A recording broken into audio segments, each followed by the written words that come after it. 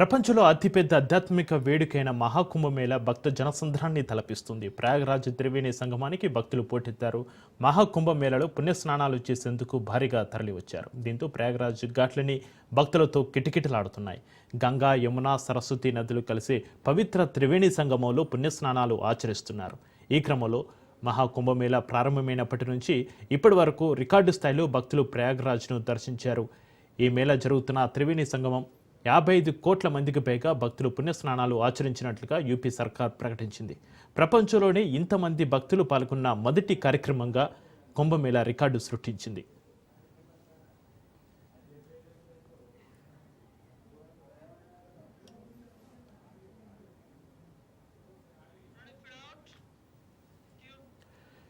జనవరి 13వ తేదీన మహాకుంభమేళ ప్రారంభమైంది. ఫిబ్రవరి 26 శివరాత్రి వరకు ఈ కుంభమేళ కొనసాగనుంది. దాదాపు 45 రోజుల పాటు జరిగే ఈ మహాకుంభమేళకు ప్రపంచం నలుమూల నుంచి దాదాపు 50 కోట్ల మంది భక్తులు వస్తారని యూపీ ప్రభుత్వం ముందుగానే అంచనా వేసింది. అయితే అంచనాలకు మించి భక్తులు తరలి వస్తున్నారు.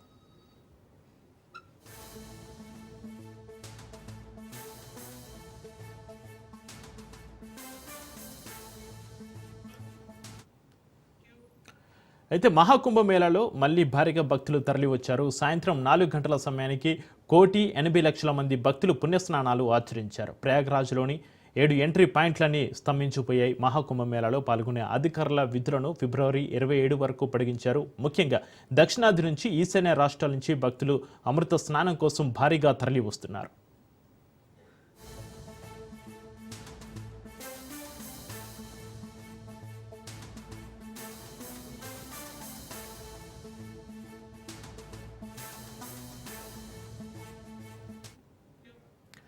ఇక పుణ్యస్నానాల అనంతరం భక్తులు అటునుంచి అటుగా అయోధ్య బాట పడుతున్నారు. అయోధ్యలో కొలువు తీరిన బాలరాముణ్ణి దర్శించుకుంటున్నారు. గత కొన్ని రోజులుగా అయోధ్యకు భక్తుల రద్దీ పెరిగినట్లుగా ఆలయ ట్రస్ట్ తెలిపింది. నిత్యం లక్షల్లో యాత్రికులు రామ్లల్లా దర్శనానికి వస్తున్నట్లుగా పేర్కొంది.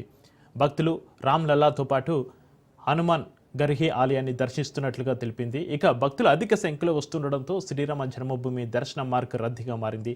భక్తుల రద్దీ నేపథ్యంలో ట్రాఫిక్ అంతరాయం కలగకుండా అధికారులు చర్యలు తీసుకుంటున్నారు.